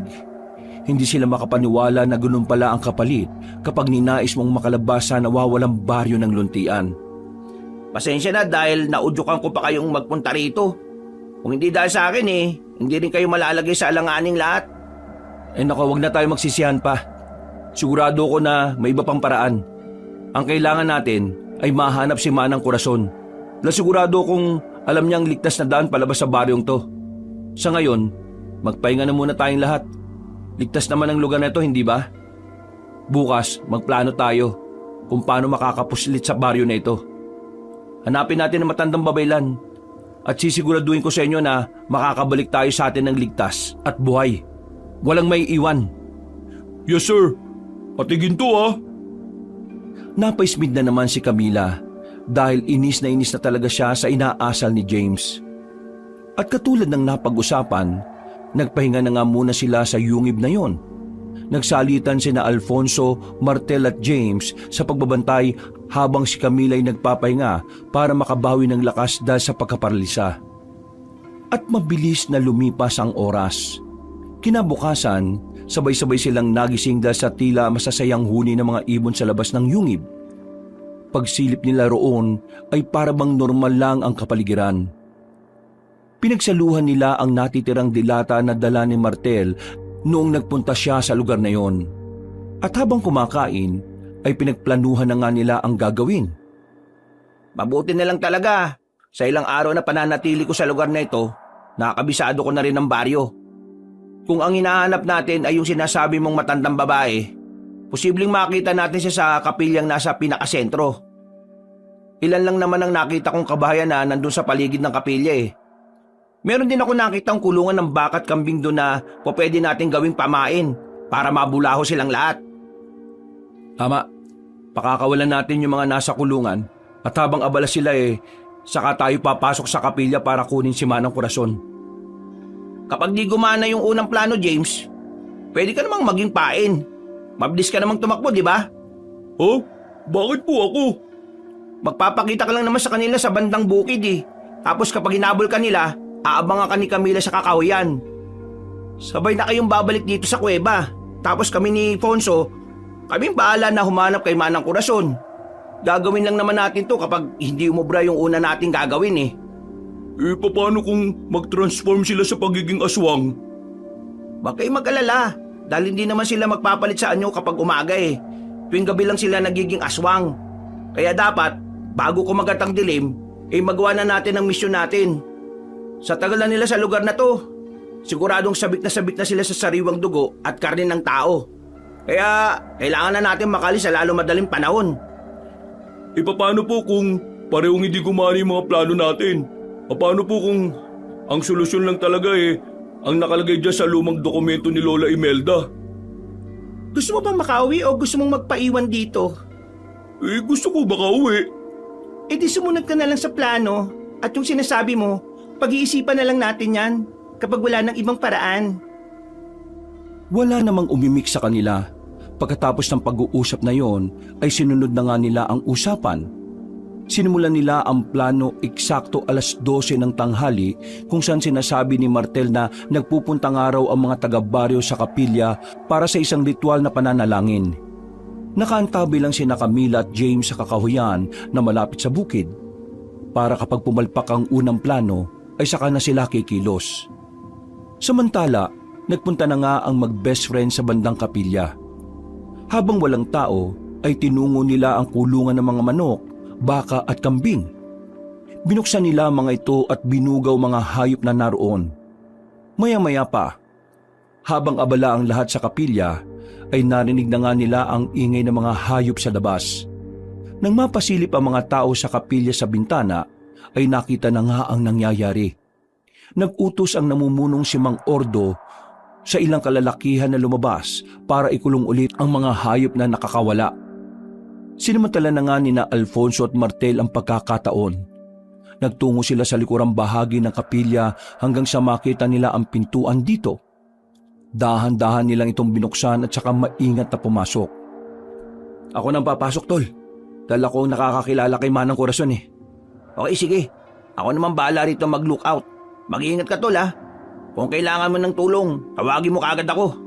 Oo, tol. Nagmadali na nga si Alfonso sa pagpasok sa loob ng maliit na kapilya. Sinuyod niya ang 2 silid sa likuran pero wala siyang nakitang tao. Kahit sa banyo ay nagpunta rin siya pero walang nakita roon. Nagdesisyon na siyang pumunta sa harapan. Sumilip siya sa kortina hanggang sa mapansin niyang nagbabalikan na ang mga tao na nagkulong sa mga hayop na pinakawalan nila. Hindi niya nakita roon si Manang Corazon kaya bumalik na siya sa kinaroroonan ni Martel. Pero nagulat siya dahil may ilang kalalakihan na papunta sa kinaroroonan nila. Makikita nila tayo, tol. Magtago tayo. Pero wala tayong pagtataguan. Bago pa matapos ni Alfonso ang pagsasalita, mula sa kinaroroonan nila ay nakita na nila si James na tumatakbo sa bukirin. Tila natunugan na nga ng mga yun ang kanilang sitwasyon. Dahil doon, ang mga kalalakihang papunta sana sa kinaroroonan nila ay tumakbo papunta kay James. Nagpahabol nga ang malusog na lalaki hanggang sa kakahuyan. Nang paangat na siya, ay nakaabang naman doon si Camila na inaabot ng kamay niya. Pero dahil sa mabilis sa mga kalalakihan kaya halos maabutan na sila. Bilisan mo, James! Abutin mo na ang kamay ko! Oo, ate! Paghawak ng malusog na binata sa kamay ni Camila, ay pwersahan niya yung hinatak. Dahil tuloy dito ay nahulog ang dalaga at dumaus-us pababa. Nagpalit sila ng pwesto. Si James na ang nasa ligtas na sitwasyon habang siya ang nasa baba at nakikipaghabulan. Tumakbo na si James pabalik sa kuweba na hindi iniisip ang kasama. Mabuti na lang ay dumating sina Alfonso at Martel kaya nailigtas nila ang dalaga. Natakasan nila ang mga taga-baryo at sabay-sabay silang nakabalik sa yungib. Pagkakita ni Camila kay James ay galit na galit siya dito na gusto niyang saktan ang malusog na binata. Pero pinigilan siya ng 2 lalaki. Sinadya mo akong hatakin para ako malagay sa alanganin, no? Ate naman, bakit ko naman gagawin yun sa'yo? Grabe ka naman kung makapambintang. Matagal mo na akong kilala. Sa tingin mo magagawa ko yun? Sa tagal ko na nga pagkakakilala sa'yo, di ko sukat akalain na ganyan ka pala. Hindi ka lang sakim eh, makasarili ka rin. Bakit ba inis na inis ka sa akin, Ate Camila? Hindi naman ako yung gusto mapunta rito, di ba? Bakit parang ako sinisisi mo? Tama na yan. Hindi yan makakatulong sa atin. Tumahimik na nga sina James at Camila habang sina Alfonso at Martel ay nag-iisip ng paraan kung paano makakalis sa lugar na yon nang ligtas silang apat. Sumasakit ang ulo ko kakaisip eh. Nasa kaya nagtatago yung matandang yun? Kailangan pa nating magalugog sa baryo habang sikat pa ang araw. Mga kasama, medyo risky itong gagawin natin pero kailangan nating maghiwa-hiwalay para mas mabilis na mahanap yung sinasabi niyong matandang babae. Kung sino una makakita sa kanya, maghanap kaagad ng makakasama para makatulong at makagawa kaagad tayo ng plano para maisama yun dito sa kuweba. Wala na tayong dapat sayangin na oras dahil kapag kumagat ang dilim, siguradong mas mahihirapan tayo dahil mag-aanyo na silang aswang. Dahil sa planong yon ay kumilos na nga agad silang apat. Nagiwahiwalay silang bumalik sa baryo at nagmasid-masid hanggang sa sumapit na ang alas 5:30 ng hapon. Eksakto naman na natunto ni James ang kinaroroonan ng mga nakatagong yaman sa baryo. Dahil dito, tila nawala na naman siya sa focus. Gamit ang dala niyang bag ay kumuha siya ng mga ginto at alahas. Isinilid niya ang kakasya pero marami pa ring natira. Babalikan ko kayo! Ano yung ginagawa mo? Bakit inuuna mo pa yung mga kayamanan na nakita mo kaysa sa paghahanap kay Manang Corazon? Ate naman, huwag mo na akong pakialaman. Naghahanap naman ako sa taong yun eh. Nagkataon lang na itong una ko nakita. Umalis na tayo rito. Bilisan mo na dahil magdidilim na. Mauna ka na ate. Kaya ko na ang sarili ko. Napailing na lang si Camila at dahil nga sa papalubog na ang araw kaya sapilitan na niyang hinatak ang malusog na lalaki. Nagpambuno tuloy sila na siyang naging dahilan kung bakit nahulog ang bag na may kayamanan at kumalat sa sahig. Nakagawa din tuloy ito ng ingay, kaya nagpunta ang mga nagbabantay. Bakit mo ba kasi ako pinakikialaman ha?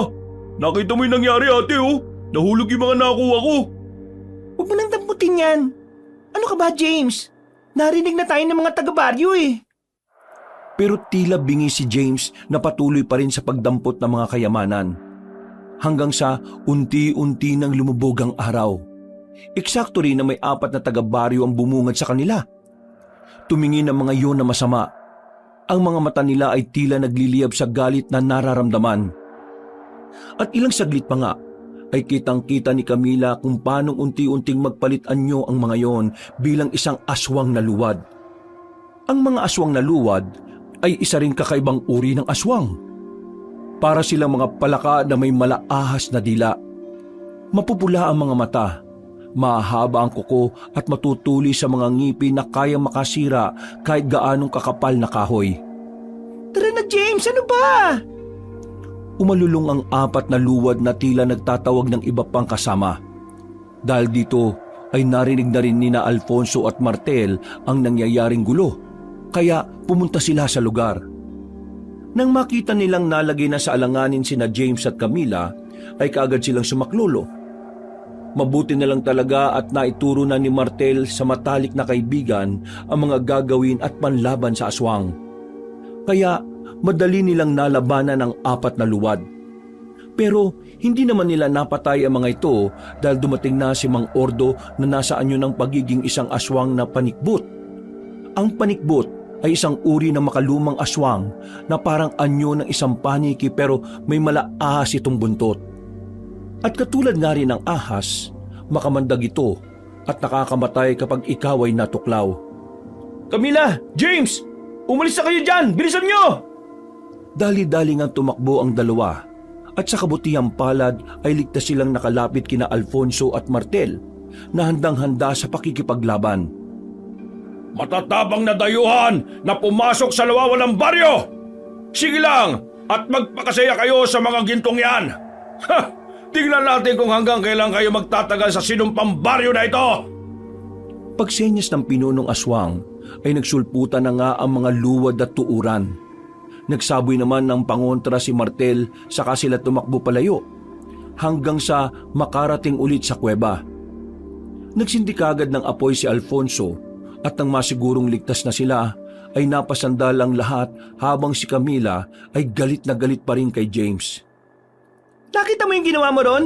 Kamuntikan pa tayong mapahamak lahat. Sinabi ko naman sa iyo ate, di ba? Iwan mo na ako. Kaya ko sarili ko. Ay naku, nababaliw ka na, James. Di mo ako maintindihan eh. Dahil hindi ka naman nangangailangan ng husto sa buhay. Pinanganak ka ng may kutsarang ginto sa bibig. Kaya ka ganyan. Lahat kayo. Hindi niyo ako naintindihan. Okay. Uminaw muna kayo. Camila, mahal, James, hindi tayo makakalaban dito. Dahil nandun sa labas ng kuwebang ito ang kalaban natin. Guys, may problema tayo. Tingnan nyo sa labas, oh. Sabay-sabay silang napatingin sa labas ng kuweba at gano'n na lang ang gulat nila dahil nandun na nga ang mga taga-baryo na nasa anyo ng aswang. Nangunguna na si Mang Ordo na nasa anyo na isang panikbot. Ngayon lang to nangyari. Sa ilang araw ka ng paglalagay dito sa yungib, ngayon ko lang nakita na may tumambay na aswang dyan. Ang sabi dito sa lumang dokumento ni Lola Imelda hindi lumalapit ang mga aswang sa lugar na ito. Pero bakit sila ngayon nandyan, Tol? Wala rin akong ideya, Tol Malamang dahil yan na sa ginto. Baka ang mga ginto pa na dinala ni James ang maging daan para makapasok sila rito sa kuweba. Hindi ko rin alam pero posible nga. Kaya habang maaga pa, James, itapon mo na yan sa labas. Hindi ko susuko mga ginto ko. Nababaliw ka na ba talaga? Akin na nga yan. Natigilan na sila dahil kumuha ng malaking bato si James at umamba sa mga kasama. Kitang-kita sa mata ng malusog na binata ang determinasyon na hindi isuko ang mga hawak niyang kayamanan. Dahil dito ay wala na silang nagawa kundi ang pakalmahin si James, na parabang nawawala na sa kanyang sarili. Hanggang sa mula sa labas ay narinig nila ang maladimonyong paghalakhak ni Mang Ordo. Napalingon tuloy silang apat sa pinunong aswang pati sa mga kaanib nitong naghihintay lang sa likuran. Tama ang sinabi ng babae. Naparito kami dahil sa mga kayamanang kinuha niyo sa amin. Pero papayagan namin kayo makuha yan kung isusuko niyong isa sa inyong mga kasama. Makinig kayo! Ang sinasabi kong ito ay parehong may benepisyo sa atin. Alam niyo naman siguro ang patakaran na makakalabas lang kayo sa baryo Luntian kapag may isa sa inyo ang magsasakripisyo. Makinig kayo! Matagal na panahon kaming hindi nakakatikim ng sariwang dugo at karne ng tao. Kaya sana mapagbigyan niyo rin kami. Makakauwi kayo kasama ang kayamanan at makakakain kami. Batas lang naman, hindi ba? Hindi kami makikinig sa mga sasabihin ninyo. May iba pang paraan. Alam namin si Manang Corazon ang may alam ng tamang paraan para makabalik kami sa labas ng baryong ito. Makinig kang mabuti, lalaki. Ang trabaho ni Corazon ay magdala ng mga bibiktimahin sa lugar na to para makatikim naman kami ng sariwang dugo at karne ng tao. Sa madaling salita, mga biktima niya kayo. At binibigyan ko na kayo ng mainam na pagpipilian. Isa lang ang iiwanan nyo bilang sakripisyo at makakauwi na kayo kasama ang kayamanang hinahangad ninyo. Dahil dito ay napatingin si Alonso sa mga kasama. Wala siyang gustong isuko kahit pa si James na nasilaw na sa kayamanan. Matibay yung paninindigan niya na makakauwi silang apat ng buhay. Pero hindi ganito ang takbo ng tadhana. Mabilis ang sumunod na pangyayari. Hindi nila namalayan ang pagkilos ni James. Tangan ang bag nitong naglalaman ng ginto. Hinawakan niya at tinutukan sa leeg ng matulis na patalim si Camila. Hindi alam ni na Alfonso at Martel kung saan ang galing ang patalim na yon. Pero hinabahan sila para sa buhay ng dalaga.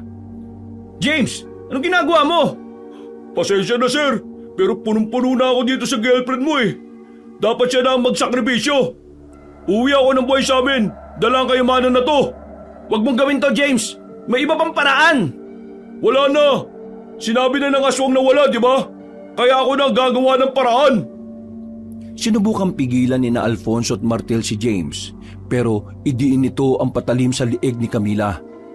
Bahagya yung nagdugo, kaya napahiyaw sa sakit ang babae.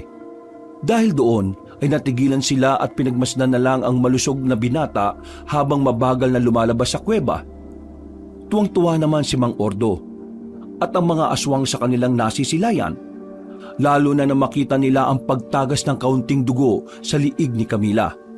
Para bang humalimuyak yun na isang mabangong samyo sa kanila. Yan! Tama ang naging desisyon mo, malusog na binata. Dahil dyan, makakamit mo ang lahat ng daladala mong kayamanan at makakauwi na kayong tatlo. Ako lang ang pauwiin mo. Sawang-sawa na rin ako sa pagiging sunod-sunuran sa dalawang yan eh.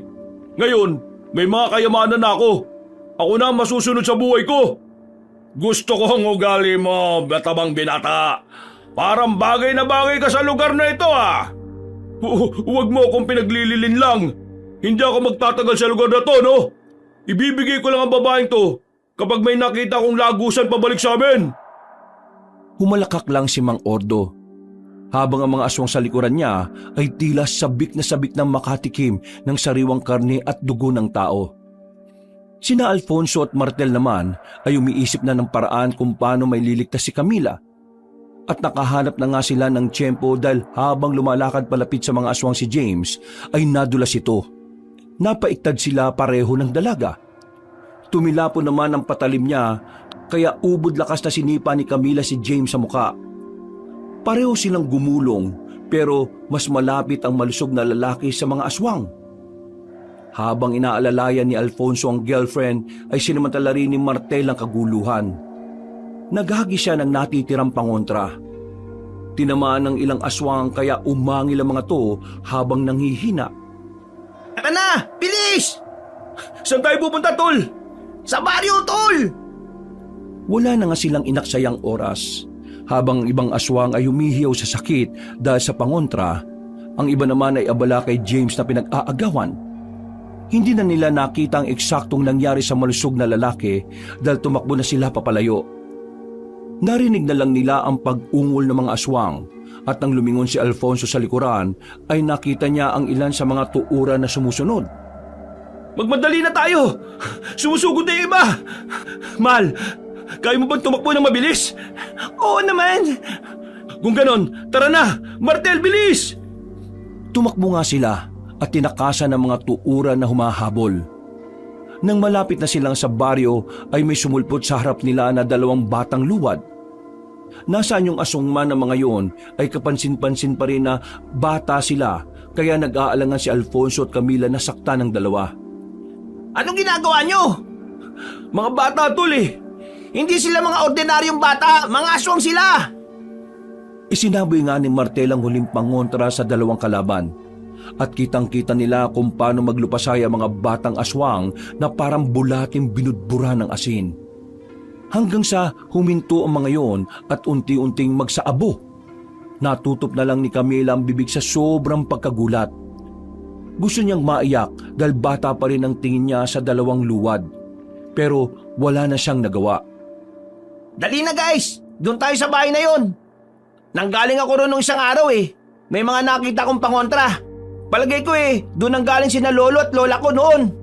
Nakita ko may mga lumang bag doon sa isang sikretong silid na magagamit natin.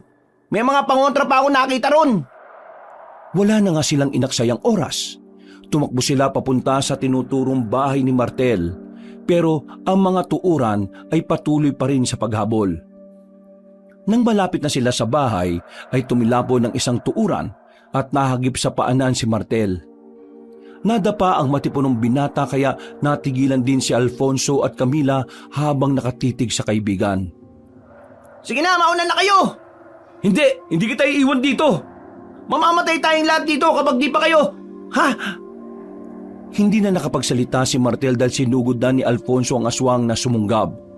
Nagpambuno sila at gamit ang buong lakas ay nabuwal ang tuuran. Inalalayang kagad ni Camila si Martel habang si Alfonso ay kumuha ng kahit na anong mapupukol sa aswang. Buong lakas niyang pinalo na matigas na bato ang tuuran at napuruhan ang ulo nito. Bumagsak yun sa lupa at nangisay-ngisay, at nang makita yun ng isa pang aswang ay nagalit yun. Kaya sumalakay yun. Doon na nga naisip ni Alfonso na gamitin ang kanyang baril na nire-reserba niya sana. Sa pulsa noo ang aswang nung mandusay sa sahig na wala ng buhay.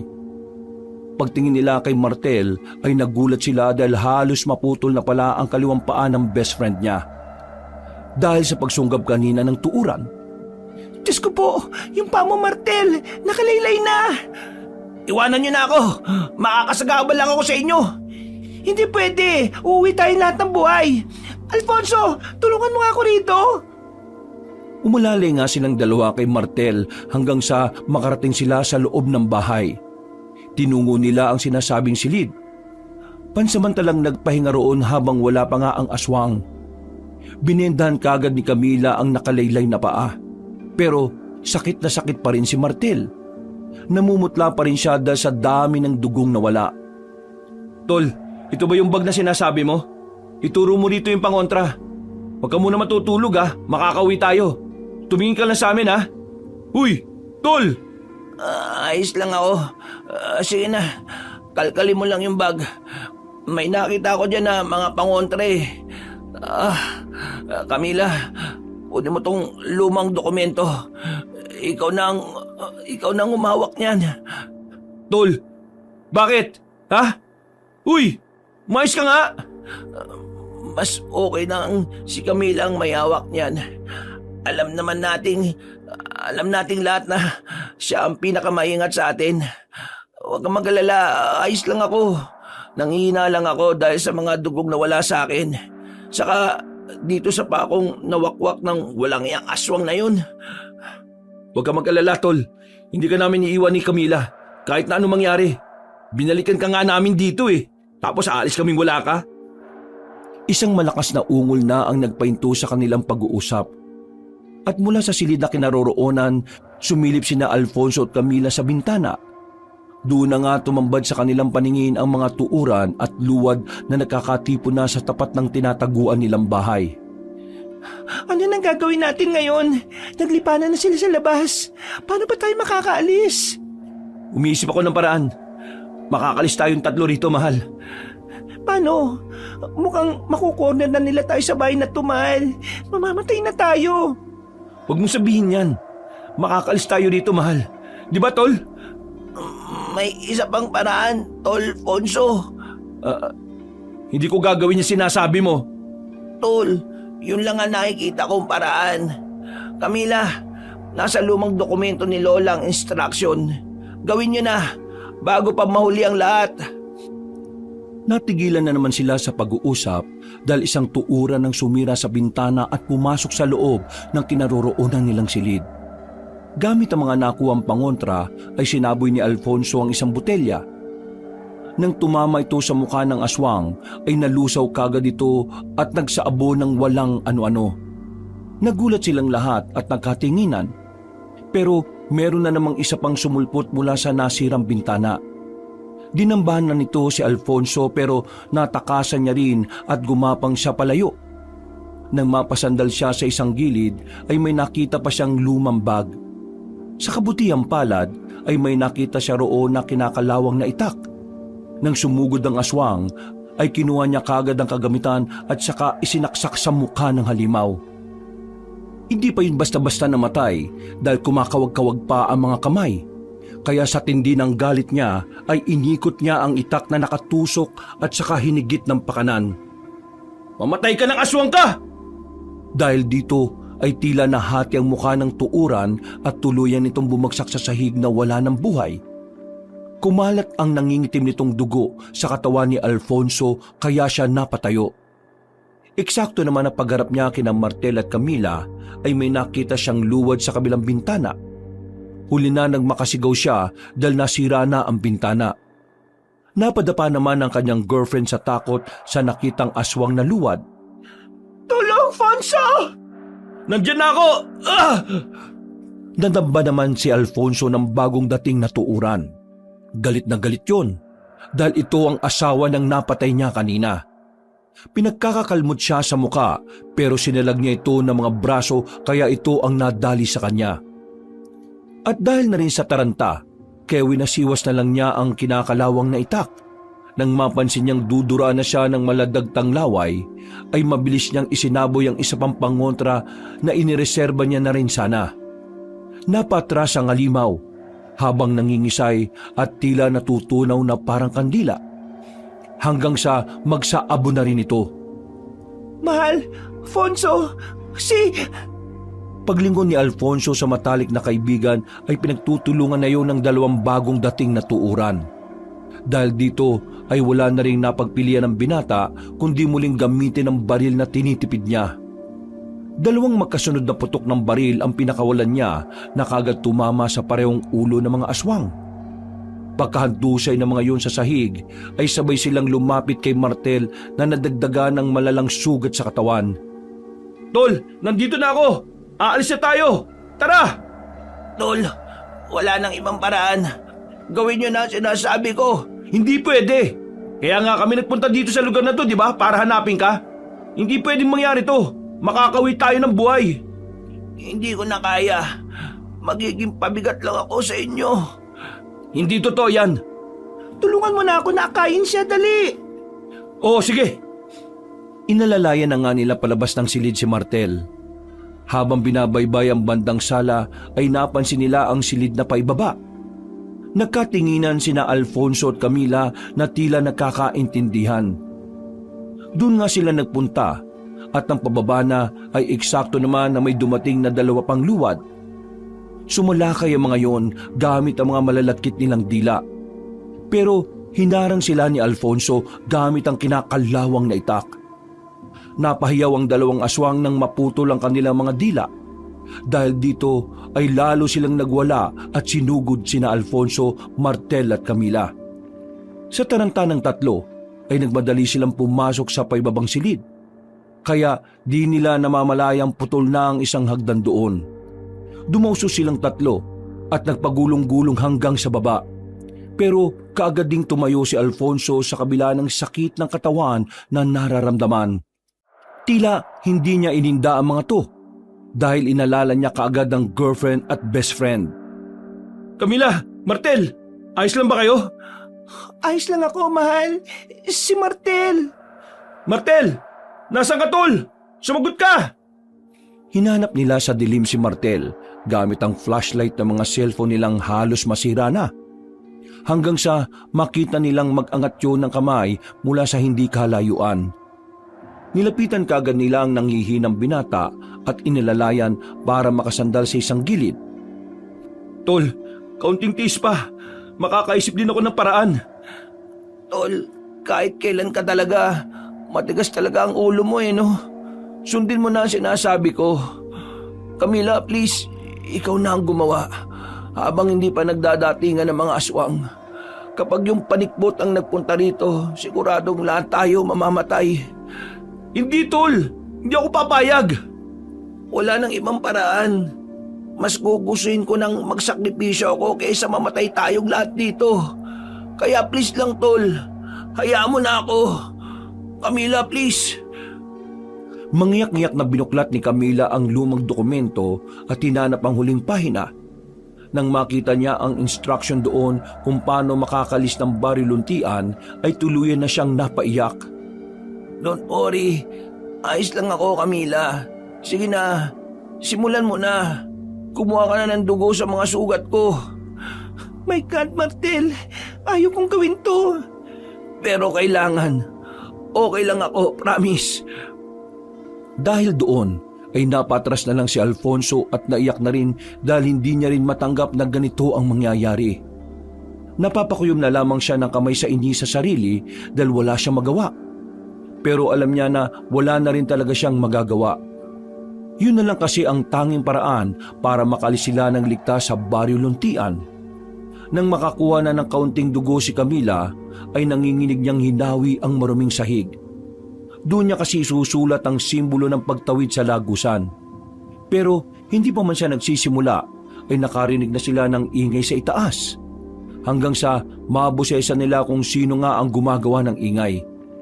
Natigilan sila pare-pareho at napatingin sa pinto ng basement. hanggang sa mas luminaw at lumakas ang boses na naririnig nila. Si James ba yun? Si James nga! Buhay pa siya! Hindi pa man nabibigkas ng dalagang salita, ay kumalampag na sa taas kasunod ng pagtalsik ni James pa ibaba. Nagulat sila nang makitang humandusay ang katawan noon sa sahig. Punong-puno na ng sugat ang buong katawan pero buhay pa. Nakita pa nilang sinusubukang tumayo ng malusog na lalaki. At walang ano-ano ay napatingin yun sa kanila na parang nabuhayan at nagkaroon ng determinasyon. Sir, Ate Camila, tulungan niyo ako. Nandiyan na sila. Hindi alam ni na Alfonso at Camila kung ano ang magiging reaksyon nila. Kung magagalit ba sila o maawa dahil sa mga pinaggagawa sa kanila ni James. Kung bakit sila mas lalong napahamak na lahat.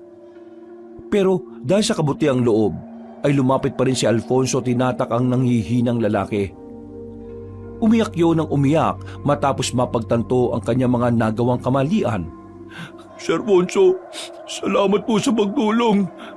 Huwag kang magpasalamat at huwag kang umiyak-iyak dyan. Hindi porke niligtas kita nakakalimutan ko na ang mga ginawa mo. Tingnan mo kalagayan ngayon ni Martel. Tingnan mo siyang mabuti. Kung di mo inuna yung sarili mo, hindi sana tayo magkakandaleche-leche ng ganito. Sorry sa mga nagawa ko. Dinig na dinig ko yung sinabi mo dun sa kuweba. At ngayon, nakikita kita. Palagi yung nagpapaulit-ulit sa utak ko. Kaya hindi ko alam kung pagkatapos nito mapapatawad pa kita. Tol, saka na kayo magtalo. Gawin mo na, Camila, ang dapat mong gawin habang wala pa mga aswang. Gawin mo na ang simbolo ng pagbubukas ng daan palabas sa padyong to. Hindi nga nagkamali si Martel ng hinala dahil walang ano-ano ay sumulpot na ang mga luwad. Tuuran at kasama pa si Mang Ordo na nasa anyo ng aswang na panikbot. Natigilan silang lahat dahil humalakhak ang pinunong aswang. Habang dahan-dahan silang bumababa sa basement. Ha! Kita mo nga naman. Talaga nagkatipon-tipon pa kayo sa isang lugar Napakapabor talaga sa amin ng pagkakataon dahil hindi lang isa, kundi 4 ang mapagpepiestahan namin. Maraming salamat talaga kay Corazon sa walang sawa niyang pagpapadala ng handog sa mga taga-Baryo Luntian. Mga dayuhan, may gusto ba kayong sabihin bago namin wakwakin ang tiyan ninyo? Higupin ang mga sariwa niyong dugo at paghati-hatian ang mga laman loob niyo at sariwang karne. Bumalik na kayo lahat sa impyerno! Oh, wag ka magpatawa, lalaki. Bumalik ba kamo kami sa impyerno? Hindi mo ba alam na nasa pintuan ka na ng impyerno? At pagkatapos namin kayong pagpiestahan, ay makikita nyo ng sabay-sabay ang hinihiling mong impyerno! Napatras si Mang Ordo matapos siyang sabuyan ni Alfonso ng natitirang pangontra. Mabuti na lang ay hindi siya natamaan sa mukha. Nadaplisan lang ang kanyang talampakan na unti-unting nasusunog. Kaya pinutol niya ito kagad para hindi na gumapang. Ang lakas din ng loob mo Mamamatay na lang kayo! Sige! Hindi ko na patatagalin ang paghihirap ng mga kasama mo. Pero ikaw, sinisiguro kong mahihirapan ka! Suminyas na ang punong aswang sa mga kasama. Pero hindi nila namalayan na kanina habang abala sila sa pakikipag-usap kay Alfonso, lumapit na ang sugatang si James kay Camila at nag-request na siya na lang ang gawing sakripisyo.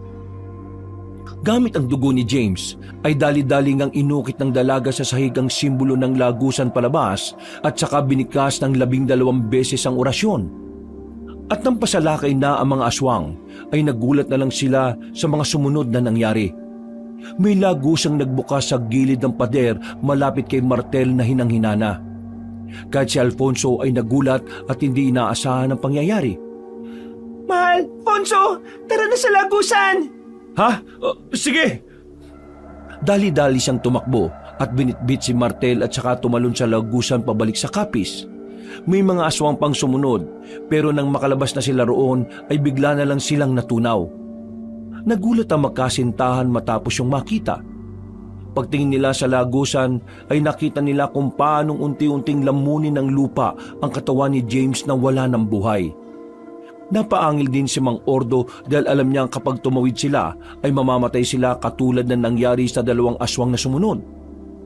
Bakit hindi ka ngayon sumunod dito? Kung matapang ang aswang ka, lumabas ka dyan!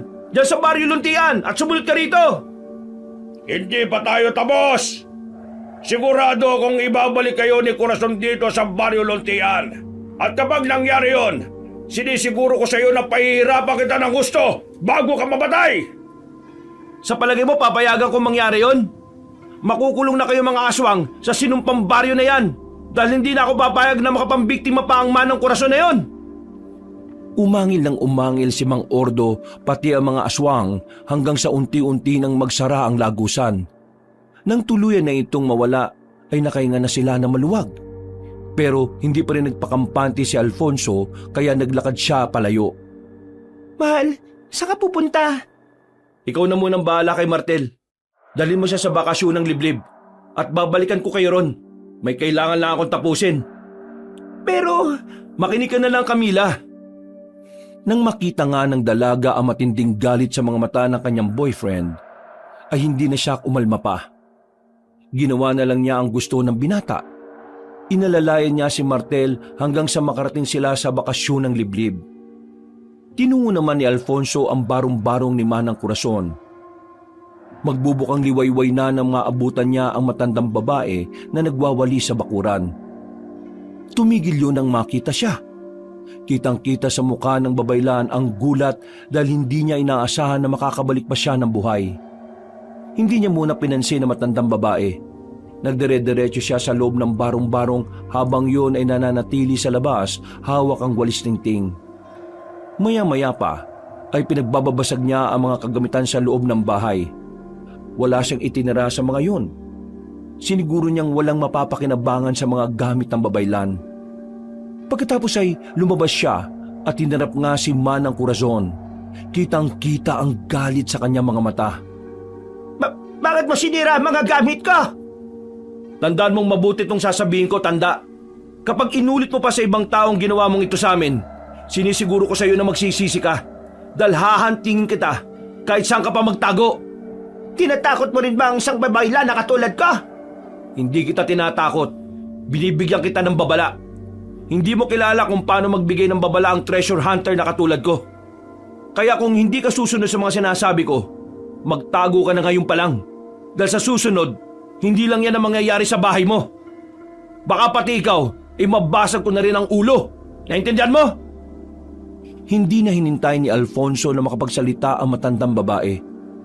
Tinalikuran na niya ito at naglakad na palayo. Pero dahil sa insulto, nagalit yon at kinuha ang kahoy sa gilid. Binalak nga ni Manang Corazon na paluin sa ulo si Alfonso. Pero natunugan na siya. Kaya dali-dalim binunot ang binata ang baril at pinaputukan sa ulo ang matandang babaeng babaylan. Patay itong humandusay sa sahig pero pinagmasdan lang siya ng malamig ng binata. Pagkatapos ay sinunog na niya ang bahay ng babaylan kasama ito at siniguro na wala nang mabibiktima pa kahit na kailan. Pagbalik niya sa bakasyon ng liblib ay naabutan niya si Camila na nakaupo sa pintuan at umiiyak. Tumakbo siya palapit sa nobya at nang makita siya noon ay mas lalong humagulgol. Wala na si Martel. Patay na siya, mahal. Iniwan na tayo ng best friend mo. Napayak na lang din si Alfonso dahil namatay nga ang matalik niyang kaibigan. Sobrang sakit para sa kanya dahil mahal na mahal niya si Martel na parang isang tunay na kapatid at kapamilya. Malaking parte ng buhay niya nakasakasama ang best friend kaya napahagulgol na rin siya. Dahil sa nangyari ay sinunog na nila ang lumang dokumento ni Lola Imelda upang masiguro na wala nang makakapunta sa nawawalang Baryo Luntian. Inuwi nila ang labi ni Martel sa Maynila at binigyan ng maayos na libing. At dahil sa insidenteng yon ay tumigil na rin sila sa pagiging treasure hunter. Gamit ang naipon nilang pera ay nagtayo sila ng maliit na tindahan na ginto. At nang makaipon pa ay saka naman sila nagpakasal. Siniguro nilang magiging magarbo ang pagdiriwang na yon. Nang magkaanak sila ng kambal, ay pinangalanan nila ang dalawang lalaki na Martel at James bilang pag-alaala sa mga kasama na namatay matapos nilang makaengkwentro ang mga aswang sa nawawalang baryo. Wakas.